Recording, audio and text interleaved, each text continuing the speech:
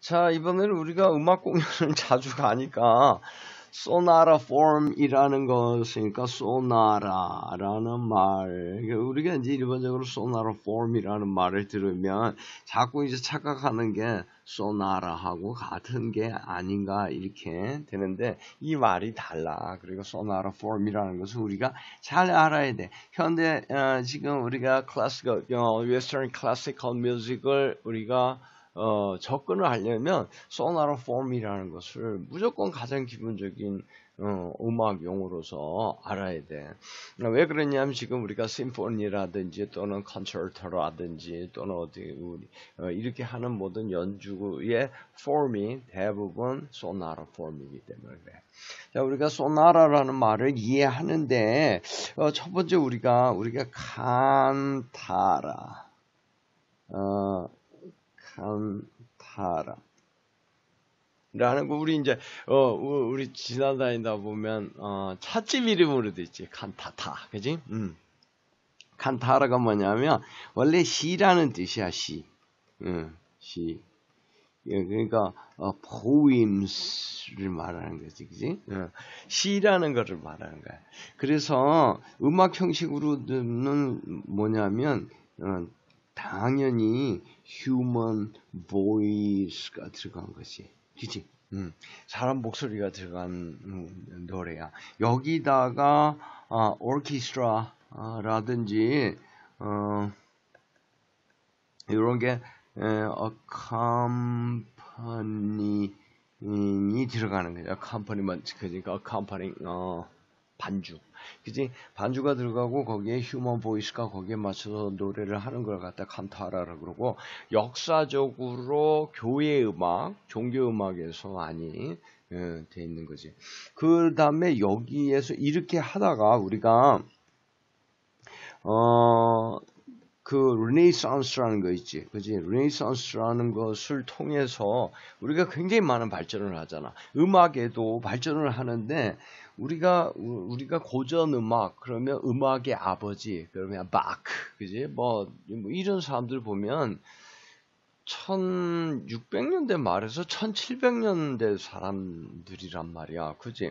근데 우리가 르네상스라는 것을 우리가 배우면 1500년, 1400년대부터거든. 그래서 1500년 기준으로 해서 르네상스라는 게 정말 꽃을 확 폈는데, 그리고 우리가 1600년을 넘어가면 벌써 매너리즘도 지나고 바로크라는 게 이미 온 시대잖아. 그지? 그런데 우리가 서양 고전 음악 그러면 르네상스는 이미 지나고 난 다음을 갖다가 음악의 아버지니 뭐 이런 소리를 한단 말이지. 그지? 왜 그러냐면 르네상스 때는 발전을 하는데 이때 뭐가 발전을 하냐 하면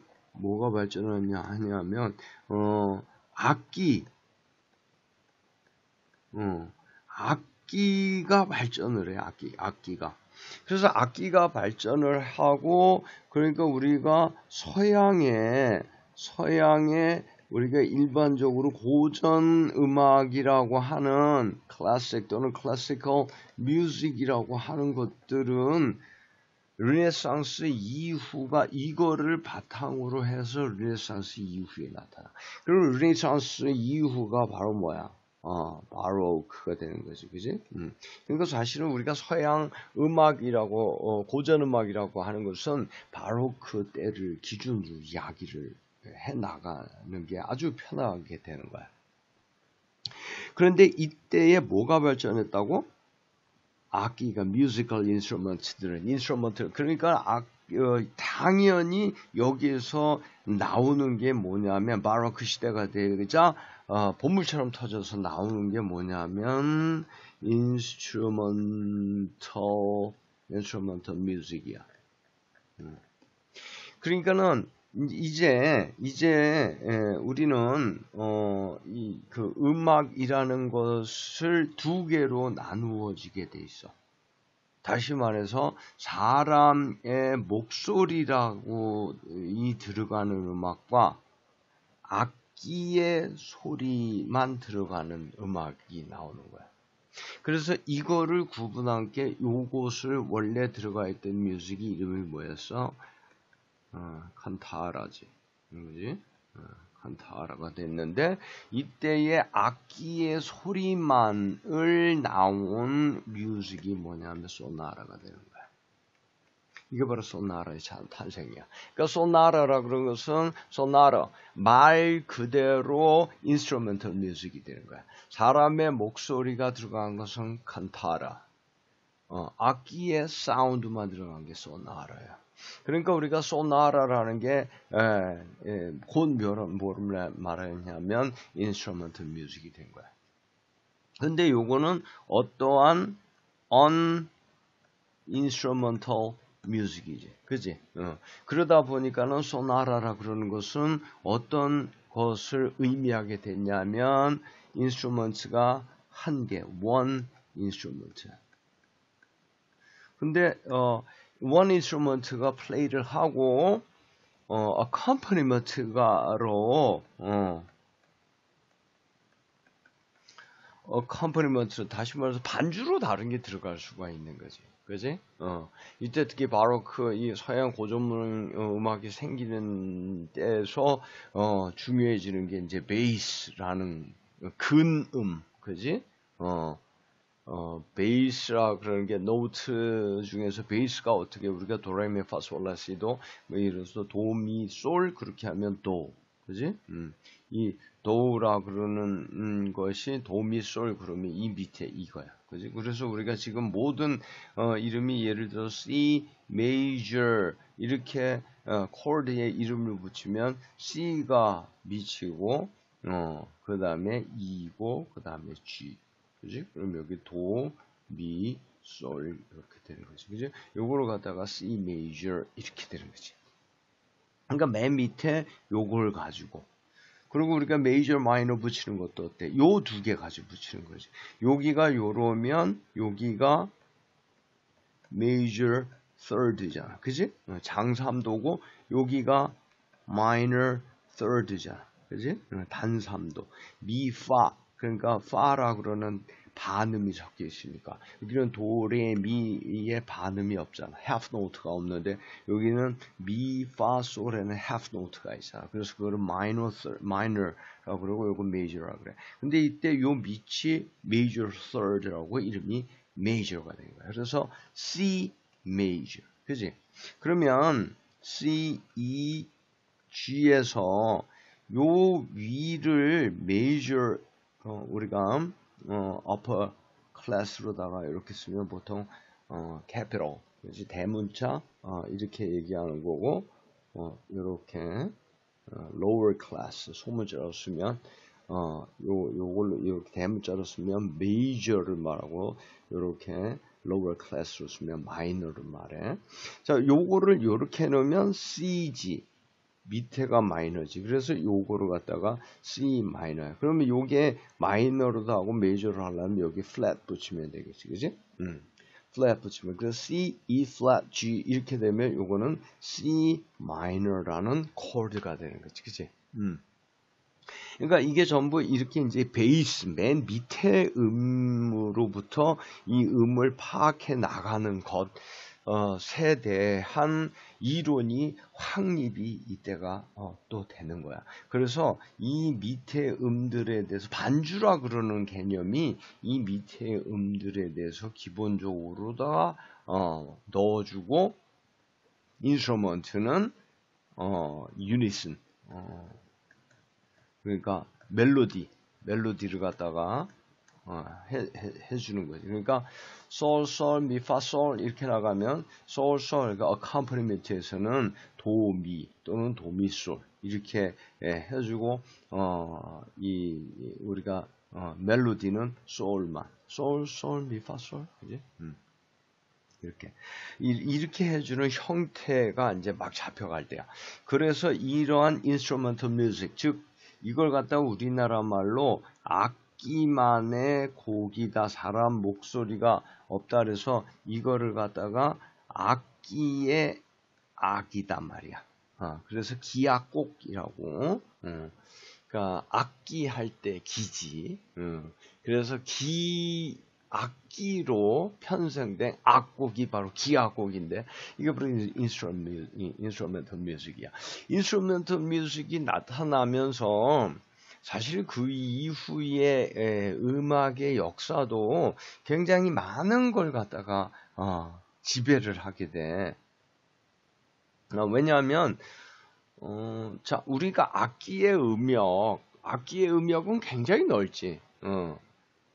그런데 사람의 목소리 음역보다도 악기의 음역이 보통 넓어. 이러다 보니까는 기악곡이 나온 이후에는 이 기악곡이 더 히트지. 우리가 서양 웨스턴 그 이제 클래식 뮤직이라고 하면 거의 기억하는 게 사람의 목소리 들어가는 게 그렇게 많지가 않잖아, 그지? 아프라라든지 뭐 이렇게 오라토리오라든지 이런 것들이 그렇게 많고 다양하지 않죠. 우리가 보통 콘서트를 일반적으로다가 콘서트를 가면 뭐 비토벤이라든지 모차르트라든지 그저 whoever 어떤 컴포저가 됐든지 보면 거의다가 악기로만 연주를 하는 거가 있고 우리는 거기에 모든 심포니 그지 무슨 뭐 피아노 콘서트, 바이올린 콘서트 뭐 이렇게 가면 굉장히 이게 인스트루멘털 뮤직으로 돼 있단 말이에요. 그러니까 이것에 자극을 받으면 어떻게 돼? 사람의 목소리가 이제 인스트루먼트보다는 뮤지컬 인스트루먼트보다는 좀 그 수준을 갈 수 없다. 이렇게 되면 사람의 목소리가 지고 싶어하지 않는 또 사람이 나오겠지, 그지? 그래서 사람의 목소리를 단순히 정보 전달의 수단이 아니라 사람의 목소리 자체를 하나의 인스트루먼트화 시키는 방법이 나오겠지. 그걸 가지고 우리가 벨칸토라 그래. 벨칸토. 그래서 벨이 뭐야? 미녀와 야수할 때 미녀 이름이 벨, 그지? 벨. 이 이게 예쁜 칸토, 그지? 칸타타 목소리, 그지? 그러니까 노래를 잘 부르는 방법인데 이게 뭐 예전에는 뭐 못 부르려고 못 불렀나? 못 부른 건가? 그지? 잘 부른 거지. 그런데 뭐 사람의 목소리를 해석하는 데 있어서 악기 하나로 그래서 이제는 이제 성악하는 분들을 노래를 어디서 불렀다라고 표현하지 않고 어디 가서 연주를 하셨다 이렇게 표현하는 거지, 그지? 이제 벨칸토가 나와서 사람의 목소리가 뭐 콜로나투라, 그지? 뭐 정말로 뭐 그 악기로 우리 뭐 조수미 선생님이 이런 사람들을 보면 그거 어떤 가사 전달 이전에 한 목소리를 어떻게 저렇게 낼까? 참 정말 아름다운 악기지. 이렇게 이쪽으로 또 발달하게 되는 거예요. 그러니까 현대 의계까지 이 인스트루먼털 뮤직 악기가 르네상스 시대에서 바로크에 걸쳐서 악기라는 것이 다양하게 개발되고 이 악기들 따라서 악기들만의 기악곡이라는 게 나오는 거로부터 해서 굉장히 여러 가지 이제 방향으로 발전을 하게 되는데, 자, 그거는 이제 우리가 천천히 하도록 하고, 자, 어쨌든 간에 그렇게 해서 보니까 우리가 칸타라라는 거하고 소나라라는 것을 우리가 구분하게 됐어요. 이제는 목소리의 시대는 가고 기악곡의 시대가 온 거야. 자, 그러다 보니까 요거를 갖다가 기악곡, 그러니까 악기만으로 음악을 연주하기 때문에 여기에 사람의 보이스가 없지. 보이스가 없다는 것은 뭐야? words라는 게 없는 거야. 그지? 가사라는 게 없는 거잖아. 다시 말해서 lyric이라는 게 없는 거야. 그지? lyrics가 없는 거야. 그러다 보니까는 말의 뜻을 이 음악의 의미를 전달을 못하지, 그치? 그러니까 의미의 전달은 뭐가 된 거야? 이전에는 구체적인 언어적 표현이 있었는데,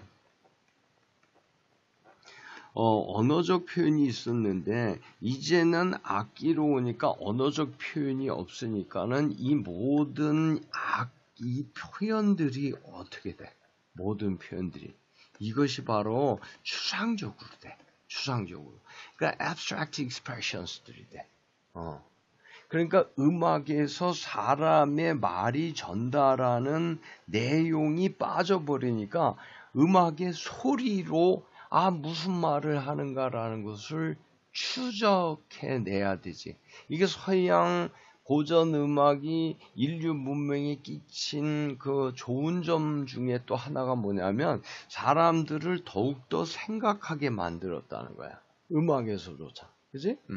그렇게 되다 보니까는 음악이라는 게 소나라라 그런 것은 다시 말해서 instrumental music이라는 것은 단순히 음악을 떠넘어서 이러한 abstract한 추상적 생각을 철학적 이런 생각을 더 깊게 만드는데 도움이 되는 또 유용한 수단이 됐어요. 우리가 그래서 서양 이 고전 음악을 많이 들으면 정말 좋아. 이거는 많이 들어본 사람은 알아. 근데 이거를 말이 빠져 있기 때문에 말로 자꾸 하면 잘난 척하는 게 되기도 하고 막 그래. 그래서 또 말로 표현하기 힘들고. 그래서 음악이란 게 결국 어떤 음악이 되냐면 말 그대로 절대적인 absolute music이 돼버려요. 사람의 목소리가 빠지니까. 그래서 지금 기악곡들을 가지고 우리는 절대음악 또는 추상음악이라고 부르는 거야. 절대음악, 추상음악이라고 우리는 부르게 돼 있는 거야. 왜? 목소리가 빠지면서 이러한 일이 생긴 거야. 그런데 이거를 기악곡의 종류로다가 보면 여러 가지로다가 우리가 이거를 얘기할 수 있는데, 자, 그러면 우리가 소나라라 그러는 것을 한번 나누어 봐. 예를 들어서 인스트루먼트로 한번 나눠보자. 인스트루먼트로 한번 나눠보자. 어떤 악기가 이 곡을 연주하는가 하는 거야. 지금 가장 많이 하는 거 보면 바이올린, 그지? 바이올린 또 첼로, 그 다음에 피아노, 뭐 이런 것들이야, 그지? 그런데 인스트루먼트가 이런데 인스트루먼트의 개수로다가 한번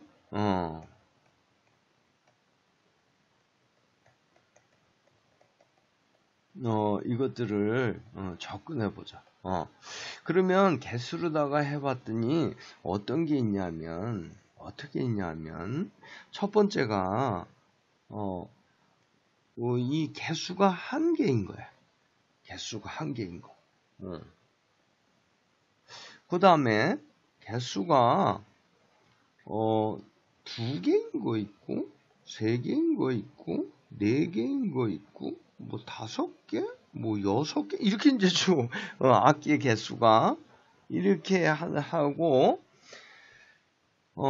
전체가 악기 모두가 참여하는 이러한 경우가 있는 거야. 그지? 그래서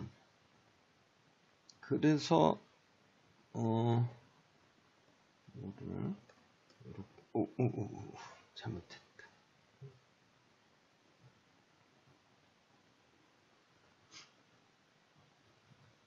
자, 그래서 우리가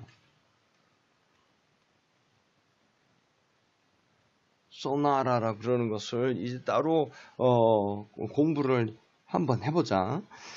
소나라라 그러는 것을 우리가 악기의 종류별로 한번 나눠볼 수도 있어. 그지? 악기의 종류를 보냈더니 바이올린 소나라. 그지? 또 첼로 소나라. 또 피아노 소나라. 이거 L 두 개 맞아? 더블 L이야? 하나야. 선생님이 디스그래피아. 아주 지독한 디스그래피아야. 그래서 이 스펠링 자주 틀리니까, 어떻게 이거 하나하나 다 찾아가면서 하려고 그러면 이 강의 못해, 선생님. 이건 너네가 잘 알아서 해. 자, 그리고 우리가 이 instruments의 numbers, 개수로다가 number, 선생님이 이렇게 sharp을 쓰면 number라는 표현으로 다 자주 써. number of instruments. instruments의 악기의 숫자로다가 하는 방법이 있어. 그래서 이거를 갖다가 악기가 하나인 경우 있고, 두 개인 경우 있고, 세 개인 경우 있고, 네 개인 경우 있고, 다섯 개, 여섯 개, 그 다음에 전체, 이렇게 일곱 개, 여덟 개, 아홉 개 계속 이렇게 갈 수 없으니까, 전체 이렇게 놓고 보자. 그랬더니 크게 나누어서 어떻게 됐냐면, 한 개인 거와 몇 개인 거와 전체인 거, 이렇게 세 개로 나눈 거야. 그래서 요걸 갖다 이름을 어떻게 붙였냐면, 하나니까는 어때? 솔로. 응? 그 다음에 요거는 듀엣. 요거는 뭐야? 트리오. 요거는 쿼르텟. 그지? 그럼 요거는 쿼르텟, 그러면 요거는 퀸텟, 뭐 이렇게 되겠지, 그지? 퀸텟, 그지? 그 다음에 뭐 요거는 뭐 섹스텟, 이렇게 되겠지, 그지? 그런데 모두가 하는 것에는 또 두 가지가 있어. 어떻게 있냐면, 요 솔로나 듀엣, 그러니까 요 솔로도 어떻게, 그러면 요 이름을 갖다가 여기서 요 놈, 솔로인 요 놈을 우리가 소나타라고 붙이는 거야. 소나타. 그래서 요 놈을 소나타라고 그래. 그러면 여기에 솔로를 넣어보자. 바이올린 소나타, 첼로 소나타, 피아노 소나타. 그러니까 결국 인스트루먼트를 요거를 하나를 집어넣으면 요게 소나타가 되는 거야. 그지? 그 다음에 요렇게 여러 개를 대부분 요걸 챔버라고 그러는데, 챔버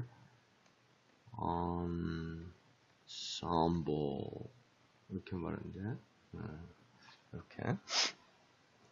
그 다음에 요거 두 개가 있는데, 요 놈은 어떤 거냐면 솔로가 있고 여기가 심포니가 있는 거야. 그러니까 솔로 대표가 있는 거지, 그지? 그 다음에 여기는 그냥 심포니만 있는 거야.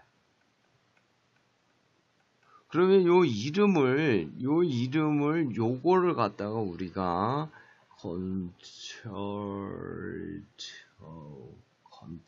콘체르토, 치 발음이, 영어에서는 원어민들 발음이 치 발음보다는 이 발음이 강한데, 콘체르토. 그리고 요거는 이제 심포니, 이렇게 말해. 그러니까는 요거 솔로가 있으니까 어때? 바이올린 콘체르토. 그 다음에 첼로, 피아노, 그치? 이렇게 콘체르토로 갖다가 붙이면 돼. 이런데 이렇게 하는 거야. 그런데 이것들이 지금 이 모든 음악들이 지금 현재 가장 유명하는 폼이 어떠한 형식으로 작곡이 되는 거냐면 소나타 폼이야. 그러니까 이제는 소나타라 그러는 게 이거, 바이올린 소나타, 첼로 소나타, 피아노 소나타 그러면 바이올린 소나타 그러면 바이올린 한 대 갖고 연주하는 거지. 물론 뒤에서 피아노가 컴퍼니먼트를 할 수가 있어, 그지? 반주라는 걸 할 수가 있지, 그지?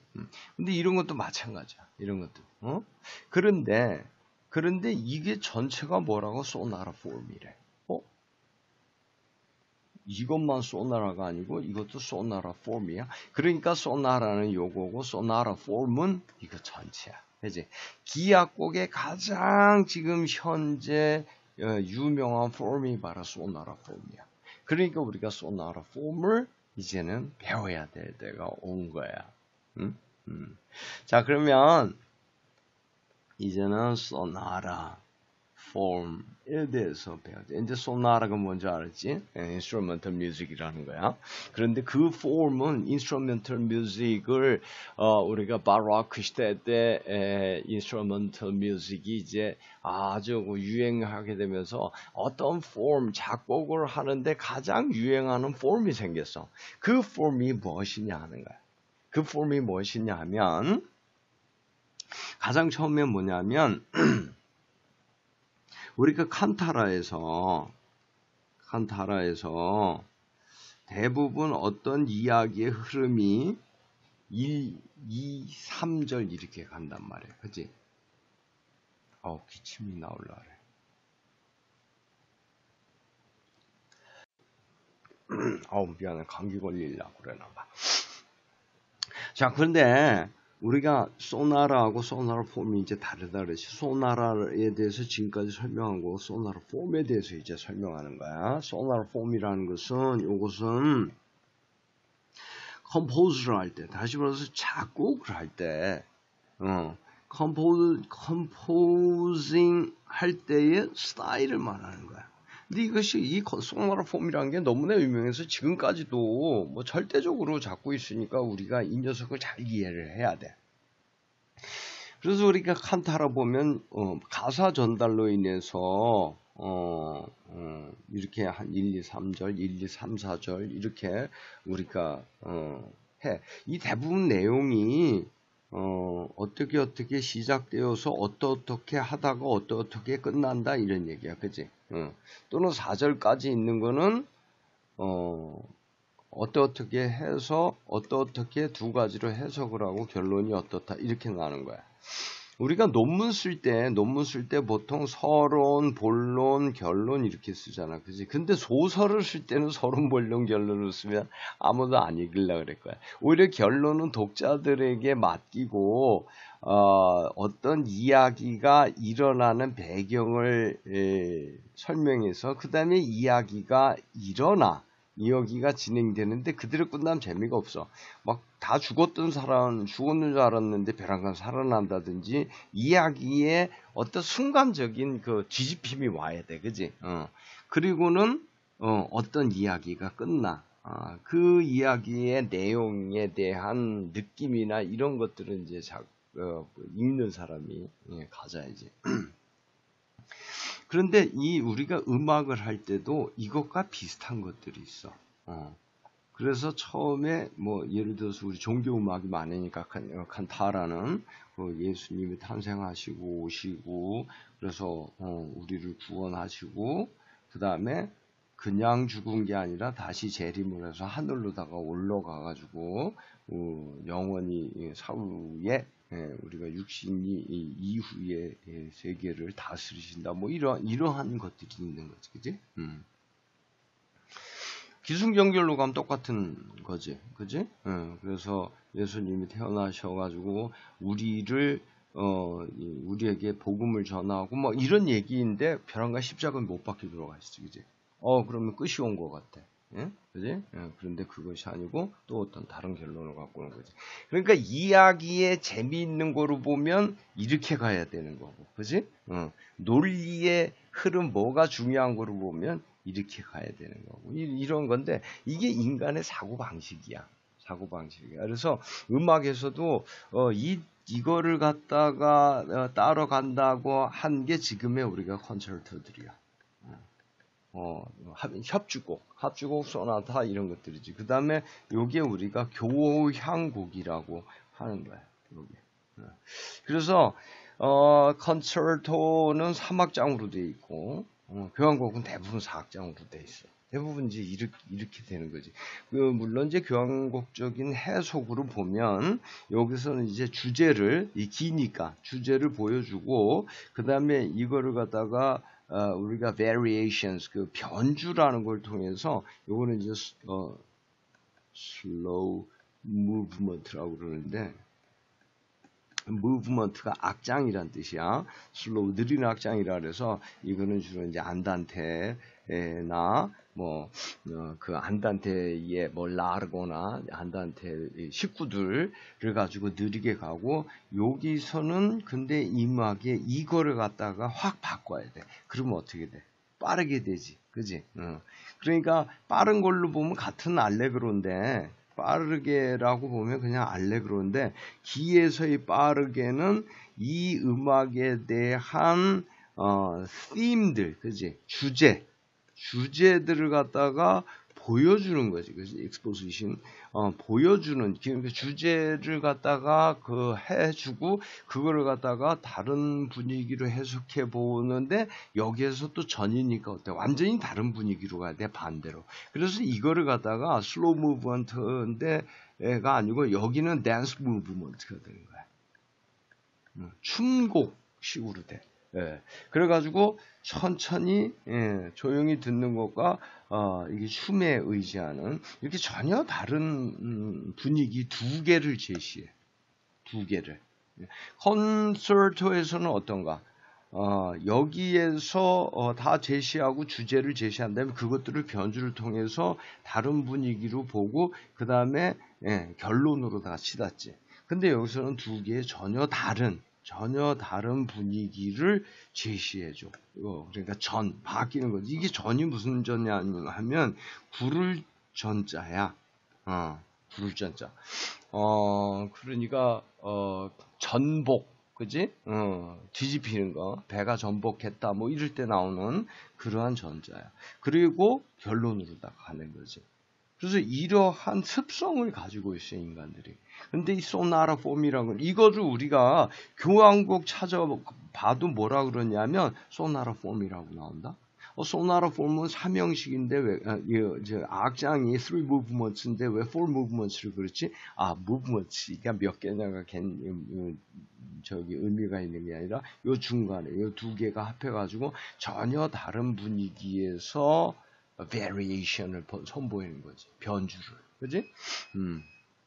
그렇게 해가지고 요게 요렇고 요게 요렇고 요렇게 계속해서 소나라 폼이에요. 근데 소나라 폼이라고 우리가 말할 때 지금 이렇게 말하니까 또 너네들이 착각하는 게 사막장으로 돼 있는 건가 보다 이렇게 개념하는 건데 그렇지 않아. 우리가 소나라 폼이라고 말할 때는 이 소나라 폼은 몇 악장이냐가 아니라 이 1악장에 서론 이야기를 제시하는 여기에서의 제시하는 형태를 소나라 폼이라 그래. 주로 1악장은 알레그로로 돼 있지. 빠르기는. 그래서 소나라 폼을 갖다가 소나라 알레그로 폼이라고 돼. 자. 이제 소나라 폼에 대해서 들어가는 거야. 이제 그러면 소나라 폼 1악장 무브먼트 1, 2, 3에서 1로다가 집중이 됐을 거야. 왜? 1악장 내에서의 폼을 갖고 얘기한다고 그랬으니까. 이 소나라 폼. 그 다음에 이거는 해석하고 어떻게 결론을 짓냐의 얘기지. 여기에서 다 제시되는 거야. 소나라 폼이라 그러면. 소나라가 아니고 소나라 폼이라 그러는 거네, 이런 거. 소나라 폼이라 그러는 것은 우리가 이게 absolute 또는 이거를 abstract 또는 music이라고 그랬지. 왜? instrumental music이니까. 그렇지?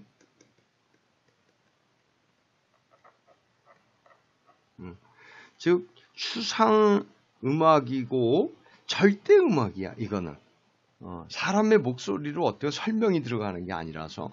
그리고 악기로만 이루어졌잖아. 그러니까 결국은 이 세계는 굉장한 공통점을 가지고 있는 말이야. 거의 동의어처럼,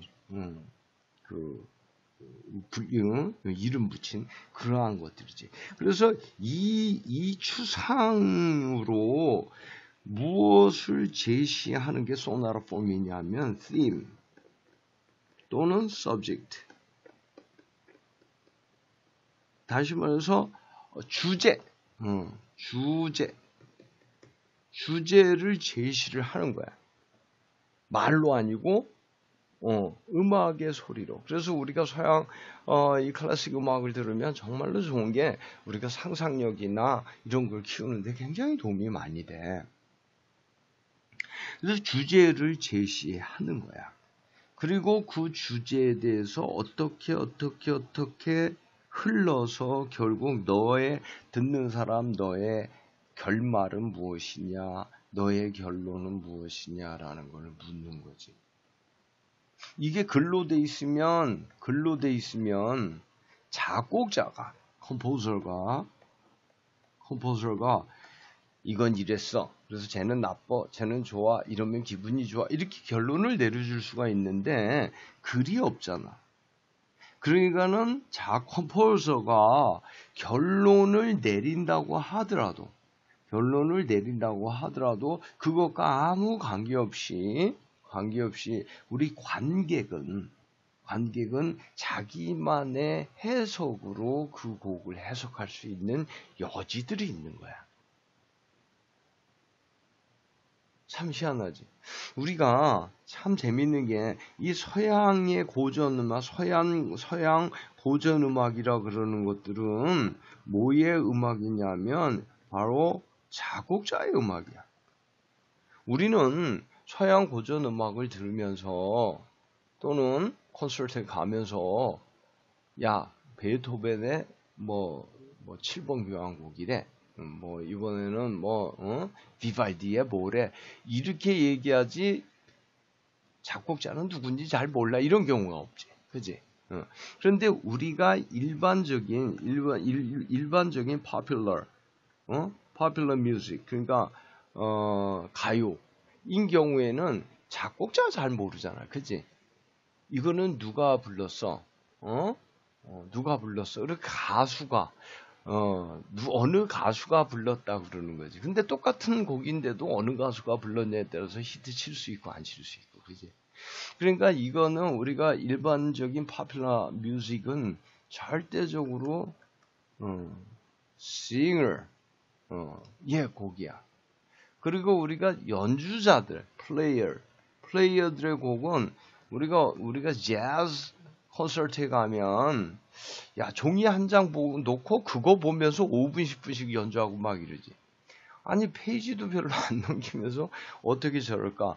연주가들에게 변주가 최대한도로다가 이 허용이 돼 있는 곡이야. 그래서 이런 음악이라는 것들이 이런다면, 그런데 우리가 보니까 서양 고전 음악이라는 게 뭐야? 작곡자가 누구냐는 거야. 그러니까는 우리가 이 곡을 갖다가 연주를 할 때 작곡자가 있잖아. 이 스코어가 뭐야? 악보지. 악보에 뭐까지 써놔? 점점 빠르게, 점점 느리게, 점점 약하게, 점점 강하게 이런 것까지 표현 다 해. 그러니까는 이건 연주하는 사람이나 이런 사람들이 말이야 별로 그러니까 실력을 어느 정도 좋게 하느냐의 문제지 얼마나 색다르게 연주하느냐의 문제가 그렇게 뚜렷하게 나타나지 않아. 그래서 지휘자에 따라서 저 지휘자는 자기만의 색깔이 독특해 막 이렇게 말을 한다는 거는 그렇게 말하는 사람이 클래식 음악을 굉장히 잘 알고 있는 사람이라는 뜻이야. 보통 사람이 들으면 저 지휘자가 했든 저 연주자가 했든 그냥 잘했다 못했다는 좀 알 수 있는데 자기만의 색깔을 했다. 이거는 이렇게 해석했다. 이렇게 연주했다. 이런 것들을 이 서양 고전 음악은 보통 사람이 잘 알아내기가 힘들어. 자, 우리가 이것들을 공부하면서 그런 것들에 대해서 점점 잘 알 수 있는 실력을 우리도 한번 키워보자. 자, 그런데 이 소나타 폼이라 그러는 것이 그러면 어떻게 됐냐면 1악장에서의 문제가 됐어 이제. 그러면 1악장을 어떻게 구성을 하냐면 크게 보면 3개로 구성을 해. 3개로. 크게 보면. 근데 자세하게 보면 5개가 되는 거야. 다시 말해서 어떻게 구성을 되냐면 여기에 exposition이라는 거야. 그리고 expose가 뭐야? 노출시키는 거지. 노출을 하는 거야. 노출을. 뭐를 노출을 하냐면 theme을 노출을 하는 거야. 사람의 목소리라면 관계없는데 악기로만 하니까 악기로 어떤 주제를 나는 이런 주제를 다룰 거야 하고 노출을 하는 거야. 그 다음에 그걸 가지고 development, 그러니까 이걸 갖다가 발전시키는 거야. 변주로. 그래서 자 이렇게 접근하면 어때? 이렇게 접근하니까 어때? 좀 느리게 가니까 어때? 좀 하이톤으로 가니까 어때? 그치? 그래가지고 여러 가지 뭐 템포라든지 우리가 variation이라는 것은 변주라 그러는 것은 템포라든지 박자 또는 많이 쓰는 게 timbre, 음색이지. 음색. 똑같은 미음을 내더라도 사람 목소리, 트럼펫, 피아노, 바이올린 다 다르지, 그치? 그러니까 악기의 구성이라든지 이런 것들에 의해서 되는 건데, 이런 음색이라든지, 그러니까 요거는 이제 timbre라는 거는 사운드, 톤을 말해, 톤. timbre라든지, 박자라든지, 또는 그러니까 이러한 여러 가지 변화를 주어가지고 variations를 주면서 여러 가지 시도를 갖다가 해봐. 그 다음에 그렇게 된 것에 대해서 결론을 도출해.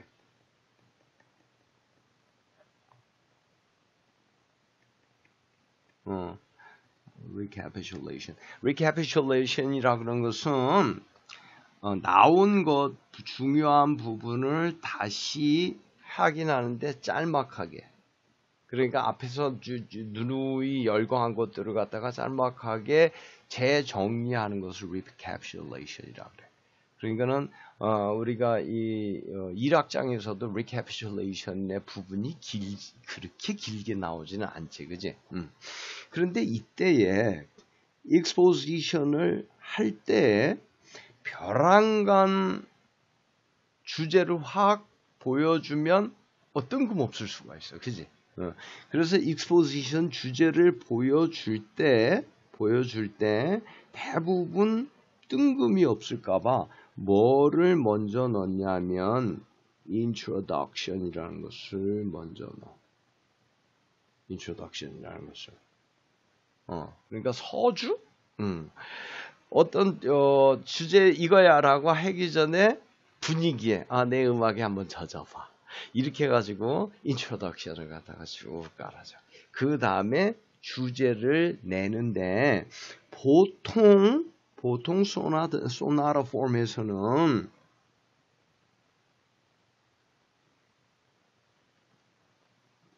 첫 번째 주제와 두 번째 주제라는 두 개의 주제를 내보내. 두 개의 주제를. 물론 그렇지 않은 곡들도 많아. 세 번째 주제 세 개를 제시하는 것도 있고, 이게 하나인지 두 개인지 헷갈려서 그냥 하나로 하자. 뭐 이렇게 되는 것도 있고. 근데 대부분 소나타 폼이라는 것이 주제를 두 개를 제시해. 요 사이에서는 여기 음악이 완전히 달라져. 달라지면서 그 사이에 horn 같은 악기가 많이 등장하지. 조용히 잠잠히 해놓고 다른 걸로 다 싹 올라가지. 요렇게. 그래서 exposition에서는 introduction이 있고 first theme을 갖다 expose 제시해. 그 다음에 second theme을 갖다가 이제 보여줘. 이렇게 한 다음에 그 보여준 것들에 대해서 보여준 걸로 끝난 게 아니라 이제 development에 가고 이걸 갖다가 좀 더 이 두 개를 갖다가 합하거나 묶거나 아니면 따로 떨어뜨리거나 하면서 이거 전부 뭐야? variation이지, 그지? variation을 통해 가지고 변주를 통해 가지고 다른 무드로다가 여러 가지 무드로다가 해석을 해. 이 작곡가가 그리고 또 청중들에게 해석하기를 요구해. 그리고 나서 1악장이야. 이것을 계속 1악장 내에서 얘기야. 1악장에 끝날 때쯤 되면 여기에서 이제 정리를 해. 그래서 이제 recapitulation이야. 근데 정리를 하는데 이거에서 결국 원래의 쓰임으로 돌아가는데 그것도 역시 variation으로다가 정리를 똑같이 하지는 않지, 그지? variation을 통해서 주제들을 묶고 하면서 보여줘. 그렇게 정리를 하는데 그러고 나서 음악이 끝나가지, 그지? 이때 끝나가는 부분을 꼬리라고 해. 꼬리라는 이탈리아 말이 코다야. 코다. 힐이야. 힐. 꼬리. 그래서 이 코다로다가 끝을 내. 끝나는 부분이잖아.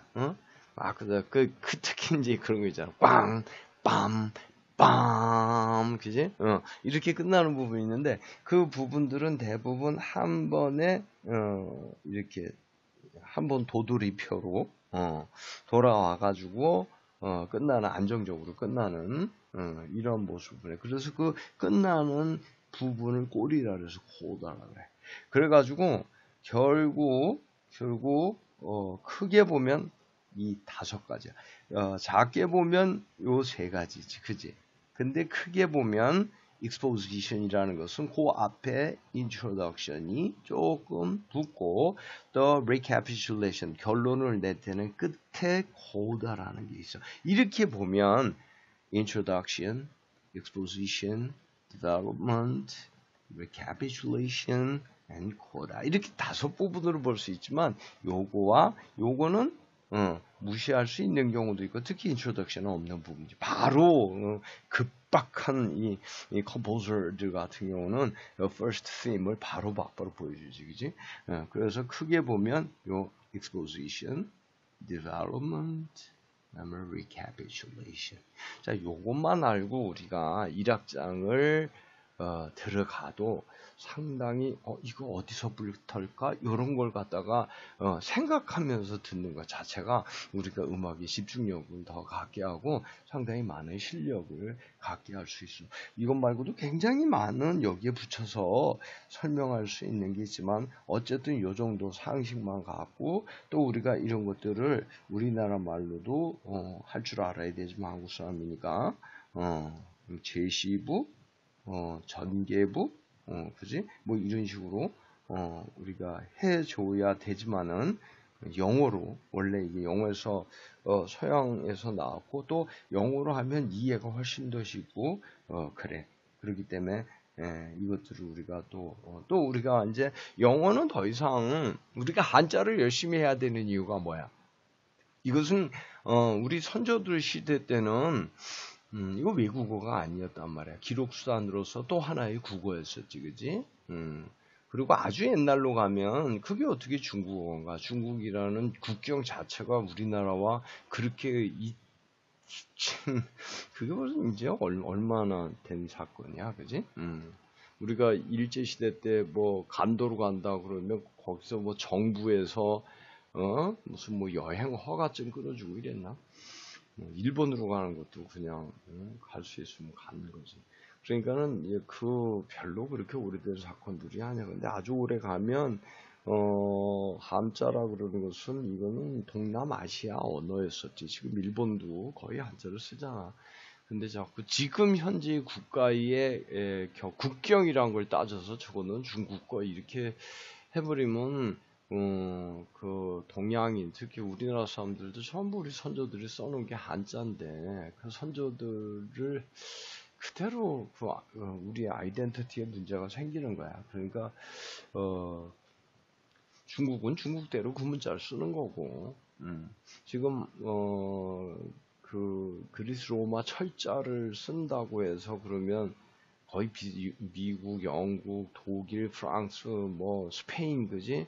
글자가 다 비슷하다고 그래서 그들이 글쎄 정체성이 전혀 없다거나 이렇게 볼 수는 없는 문제잖아, 그지? 그러니까 우리가 한자를 한국인으로서 못하면 안 돼. 근데 세상이 또 많이 변했어. 그러니까 영어를 가지고 자꾸 외국어를 보지 말고 제2의 국어야.